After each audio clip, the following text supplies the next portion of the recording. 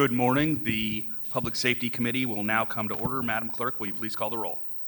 Alderman Oldenburg. Alderwoman Clark Hubbard. Here. Alderwoman Keys. Alderwoman Velazquez. Present. Alderwoman Sanye. Alderman Aldridge. Present. Chair Narayan. Here. President Green. Present. Alderman Oldenburg. Alderwoman Keys. Alderwoman Sanye. 5 present, you have quorum. Thank you. The first thing we're going to take up today, Present, Madam Clerk. Sorry. So noted. Thank you. 6 present, you have quorum. all right. So the first thing we're going to take up today, Alderwoman Keys has requested to be excused from today's hearing for necessary absent. I will entertain a motion. Alderwoman Keys. So moved. Second. All in favor signify by saying aye. Aye. Opposed? All right, so Alderwoman Keys is excused. At this point, I will entertain a motion to approve the minutes of Thursday, March 7th, 2024. I move that we approve the minutes from March 7th, 2024. Second. Previous right. roll. Hearing no objection to previous roll, we are going to approve the minutes of Thursday, March 7th, 2024. Can we do this in time? I'm sorry? Go ahead. So the only thing on the agenda for today is Board Bill number 185. Alderman Aldridge, you may proceed.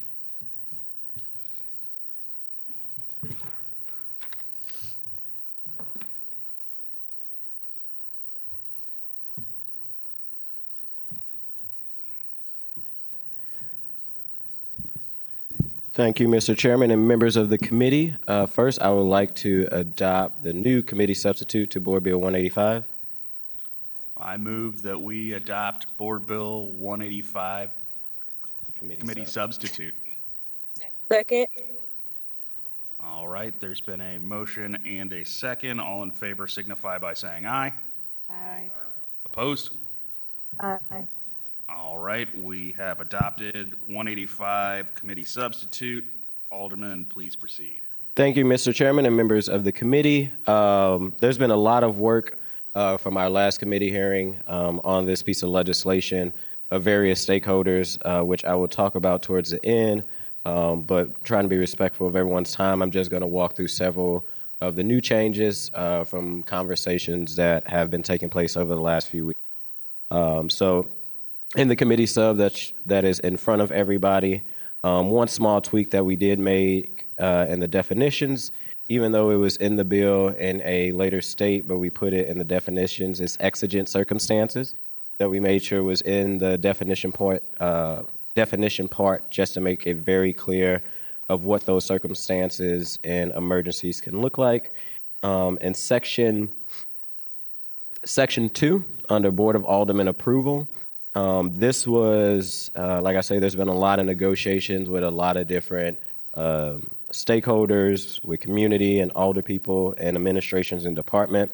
In section 2A1, it originally said seek, and what we did is one of the asks from the department was if we could accepting funds. So what this will do is it will allow the department, if they try to go out for a grant, to at least start the process.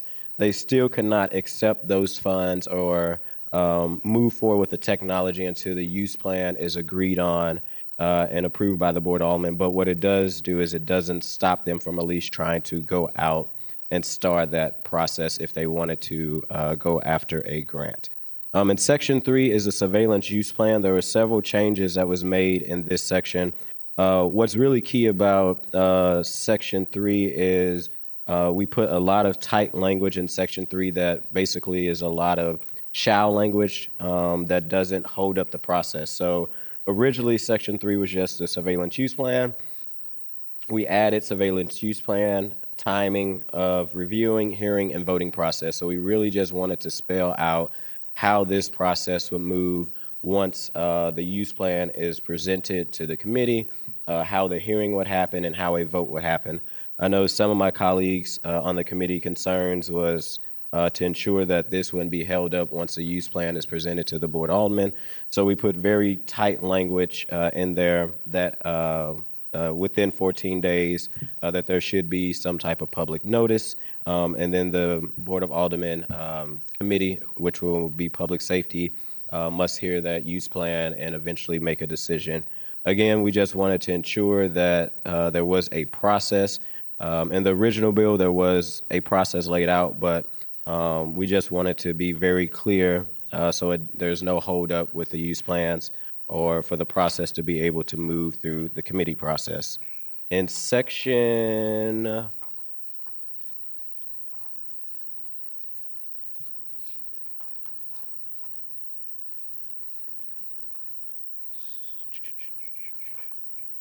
lot of papers here. Sorry, guys. Also in section 3 under E,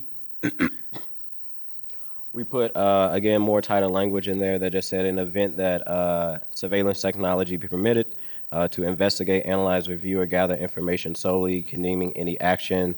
There was some language that the administration had implemented more in the definitions, but we put it in this section around the First Amendment and also HIPAA concerns and make sure that we don't violate people's health records and concerns.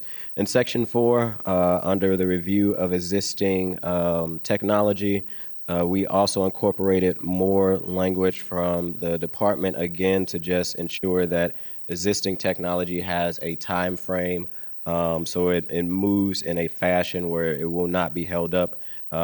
While we're going through the process of figuring out if we will review, agree, deny the existing technology, we also put very strong language in there that says that that technology still will be able to be used. So I know one of the thoughts is that existing technology won't be used during the process. There's language in there that does not hold up existing technology from being used. In section 7, in the annual surveillance report, on number 3, one of the requests from the police department, which I think makes the bill even stronger, is they put in the reporting that ward boundary, neighborhood boundaries, or the St. Louis Metropolitan Police Department is applicable to be able to put census data in these reports, as well as the number of surveillance requested submitted by alder per ward will now be in these requests. So people will be able to actually see kind of where these technologies are located in their ward. And Section 8, I would say, was one of a big back and forth because Section 8 is trying to make sure that there's an opportunity for the community to be able to weigh in if something is wrong, to be able to challenge things if the city is doing it. However, we want to make sure that we are in compliance. So we got some language from the administration that said, unless prohibited to state, federal law, Missouri Constitution, or Missouri Supreme Court ruling, we wouldn't be in violation of any of those laws that if somebody wanted to take action to just ensure that the city was doing the right thing in this ordinance. And then the last section wanted to highlight, instead of originally we had a emergency clause, we moved from emergency clause to put an effective date. The ordinance shall go into effect on July 1st, 2020. Pardon. Mic drop. Yeah, 2024. So that would allow plenty of time before this actual piece of ordinance go in. One thing that we wanted to also ensure is that we wasn't making a quick timeline so that the department couldn't work out trying to figure out these use plans and how they're going to go into effect. I do want to, like I say, since this last committee meeting, there's been a lot of collaboration and a lot of people coming to the table.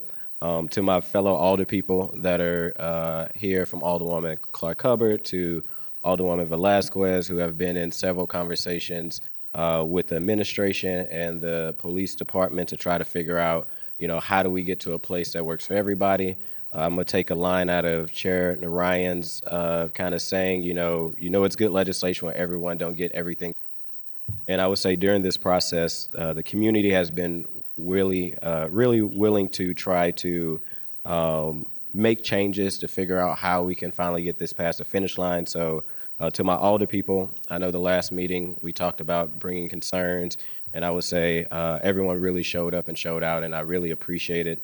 Sometimes it takes time. I also want to thank the administration for putting in language that I think makes the bill stronger, as well as the department. But more importantly, I want to thank the community for continuing to understand that we won't always get everything, but if we can get stuff, if we can get something that makes sure that there's oversight and we can get to a place where the bill actually can move. They have took a lot of input and a lot of different concerns from the different departments and implementing them, and they may not want it to, and they sometimes it's like, Rasheen, you sure about this? But they have really been willing to try to cooperate and work together to get this past the finish line, and I think this is a great way of showing collaboration and cooperation between all branches of government and listening to the people who have been working on this for several years over, I want to say back since 2017 when Alderman Terry Kennedy first filed this. So I want to keep it short and sweet. I know I've talked with a lot of my colleagues over the last few days over on this piece of legislation, the ones at the table. And with that, I would close. I know we have somebody who wants to speak, so I don't know if you want me to answer any questions first, Mr. Chairman, or? I think we should probably take up the speakers, and then we'll address any questions or comments. Madam Clerk.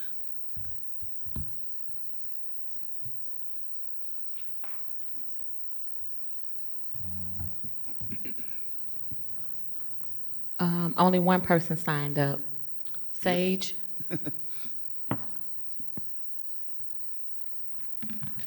All right. Do you swear or affirm that the testimony that you're about to give is true to the best of your ability? I do. All right. You have 3 minutes. Please proceed. Hello, my name is Sage Coram, and I am the Legislative Associate with the ACLU of Missouri. And I am here today as part of a coalition of community organizations to voice our support of Board Bill 185. The version of Board Bill 185 before you today is the product of more than 6 years of work by elected officials, organizations, and importantly, community members.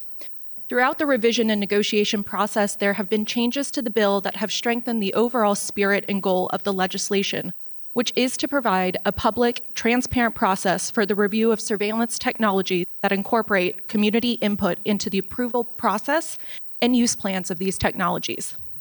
However, throughout the same lengthy negotiation, the community has made abundant changes and compromises to move this bill forward. I will highlight one significant change that occurred to the latest committee substitute introduced today. In Section 2, which outlines when the police or another city entity are required to gain approval from the Board of Aldermen related to surveillance technology, there was a change that altered this process from seeking funds for new technology to accepting funds for new technology. I want to underscore that this change from seeking to accepting is a significant alteration to the approval process because the availability or potential availability of funds has the potential to significantly influence the approval process. Having money on the line can tip the scales and add undue influence. This change raises serious concerns for our coalition. However, this change is made in good faith negotiations and in the belief that this is the final hurdle in moving this bill forward. I want to thank the bill's sponsors, co-sponsors, and administration for their continued work and dedication in these negotiations, and hope that the passage of this committee substitute today represents the board's and the administration's commitment to full passage of Board Bill 185 in its complete implementation. Thank you. Alderman Aldridge, do you have anything further, or do you want to just be recognized to close? Unless other members have questions. Do you have any, does the committee have any questions for the speaker or for Alderman Aldridge? All right. For the speaker? Okay.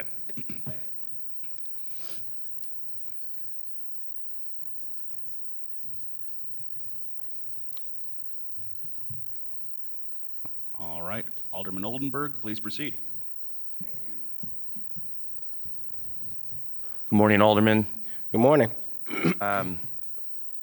I'm going to be the first to say that there is a significant amount of compromise in this bill, and I want to commend you on your patience, your ability to work with myself, work with the police department, work with the administration, colleagues, and the folks that have testified over the months with this. So I do certainly want to say that this is a workable bill, and let me be the first to say that there's compromise here. Typically, I'm the first to point out when people are unwilling to compromise, and I have to also then point out the flip side where you've been overwhelmingly patient and compromising.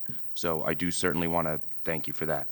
I'm going to fall a little short of a full support of this today because I do think there are serious concerns, maybe not specifically related to this bill, but around some violations of Prop R. And at the centerpiece of this, and this bill effectively was sourced in violation of Prop R from some of the stakeholders. And I just think that should give us all a moment of pause. But I'm certainly not going to body block it over that. But you can count on there's going to be future discussions around the Prop R violations that have existed over the building, the creating, and the cultivating of this bill. But again, thanks for the compromise, and I appreciate it. All right, does anyone have any further questions? The You wanna President go- Green. Oh, Alderwoman Saunier, and then you can come to me last. Alderwoman Saunier.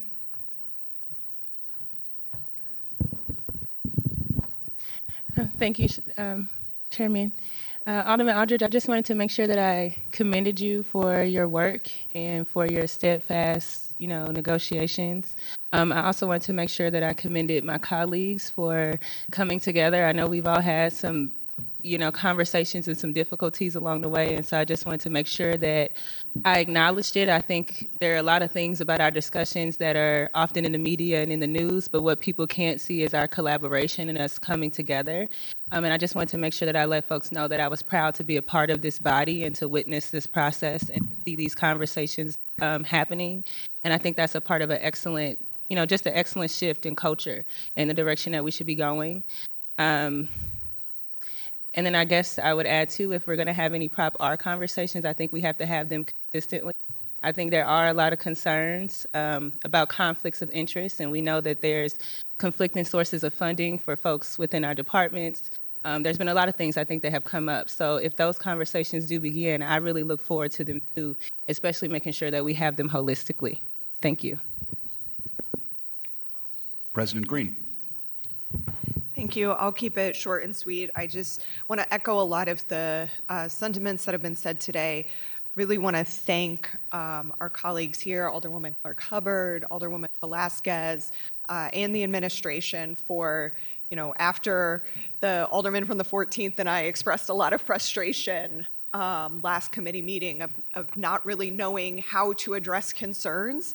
And feeling like we were often negotiating against ourselves to try to figure out what was in folks' brains. Really appreciate everybody coming to the table. There's been some very, very long meetings over the last few weeks and necessary meetings that I think in some ways strengthen the bill.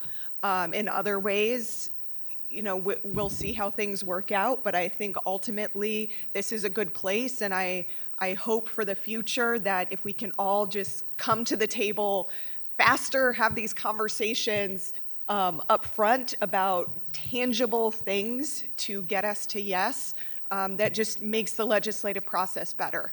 I think we've seen many times over this session that being stuck in a binary of yes and no doesn't move the city forward. And so the more we can be clear and transparent and work together to work through real concerns, and we can get to places where legislation is good and meaningful and impactful for community and operationally sound for those of us who are charged with having to put it into place in city government. So I do really want to thank everybody for coming to the table.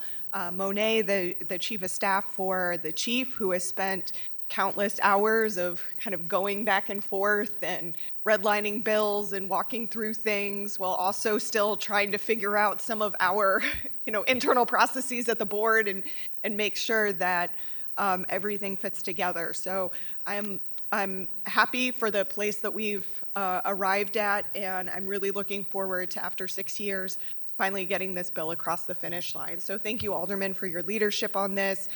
Thank you, Alderwoman Velasquez, for being involved in this from jump and working to get this across the finish line. Alderwoman Clark Hubbard for being in those very long meetings as well and getting us to a place where I think we're all 90% happy with the bill, which is a good place to be. Does anyone else have any further questions for the sponsor? All right. Well, Alderman, this bill, I've seen Alderwoman Rice, former Alderwoman Rice, carry this bill for 3 years, 4 years, somewhere in there, a long time. And the struggles with it, and I know from talking to her before I was here, Alderman Kennedy had laid the groundwork for this, and you picked up what they were carrying and trying to get it across the finish line. And I feel like we've worked with each other for a year or so now, and this is the bill that I think that if I'm looking back on this is where the bill that I've really gotten to know you as a legislator on, because we've been able to frequently disagree without being disagreeable with each other, and been able to actually discuss where, as the president was saying, the tangible differences are. I don't like this line, not I don't like you,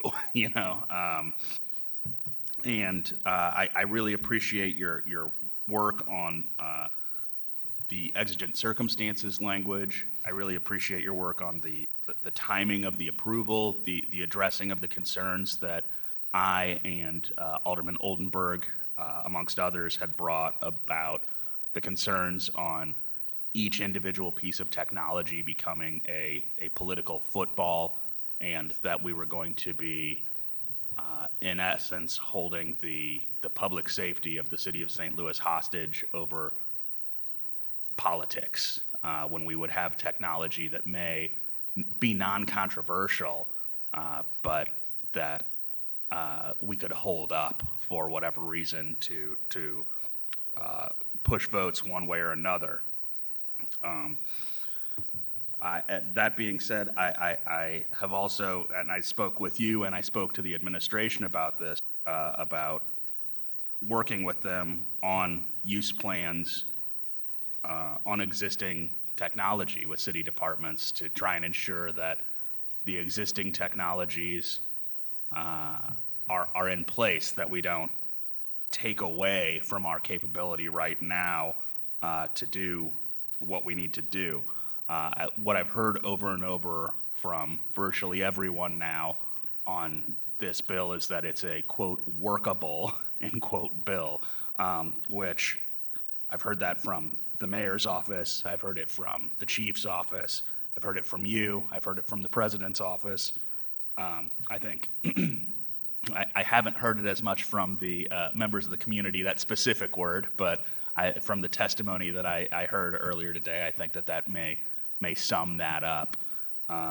It seems like everyone is a bit unhappy with the bill. No one got what they wanted, and as you stated, that's typically what I try to work towards, is that everyone's a bit unhappy, no one's completely bent out of shape.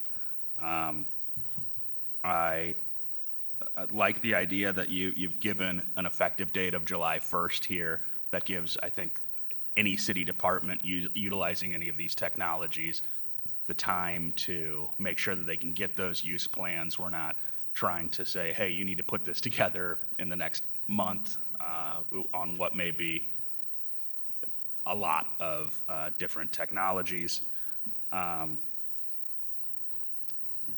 And with that, I really appreciate what you've done here. I know that the chief's office has indicated that this bill in its current form will not affect operations, which was my big concern, is making sure, no pun intended, that we weren't handcuffing the police department on getting things done that they needed to get done. And with that, you have successfully swayed me to a reluctant yes with this, and I look forward to this debate continuing on the floor. And should the bill stay in the format that it's in, I think that I can continue to support it. And if so, it will make it to the mayor's desk. And I look forward to coming back after our summer break and seeing all these fine folks in the room for the first annual State of Surveillance. And with that, I'll recognize you on the close. Thank you. Thank you, Mr. Chair. I'll keep it short. I won't hammer it down. I think we've had 3 hearings on this. I also want to, again, just thank my colleagues, Alderwoman Clark Hubbard, Alderwoman Velasquez, Alderwoman Saunier, yourself, and even Alderman Odenberg for collaborating on this process. Also want to thank the Monet from the department, chief of staff, who has been meeting with me and one of the associates from the president office very frequently to try to figure out how we get there. Also want to thank the administration. I think we got to a place, as you said, there's a workable bill that's not perfect, but it is a place that achieves a goal of oversight, not just transparency, but oversight and input in the process. I want to thank the community who have dedicated their time over the last few weeks of constantly coming, also talking to all the people, engaging people, not just at this board, but out in the community. They've been working on this piece of legislation for a very long time. And we had some hard conversations where they even bent on some language that they probably didn't want to, but understanding that the goal at the end of the tunnel is trying to get something done without taking away, again, the spirit of the bill. It has been an honor to be able to work with them during this process and just learn from them. And I think this is a great way of showing, when you have that community arm, being able to get it done on the legislative side is critical. Earlier, I left off one key person that has been essential to this process as well. I do want to thank the president's office for being a help, but I could not miss thanking Janika. She has spent countless hours on this piece of legislation, working on it, working with community, attending all the meetings with me, late night calls. When I'm like, what does this mean? Her flushing out, and it's been a team effort. This was not a one-man show. This wasn't just an alderman of the 14th Ward. This is what, as we say in the streets, I think this is like what community looks like to get it done this way. It's not perfect, but I think it is something that we can work with and eventually, continue to grow on. We know that sometimes we got to come back and work on legislation to strengthen it. I think this is a great framework to start a process that's been worked on for over 6 some years, or at least 6 different versions.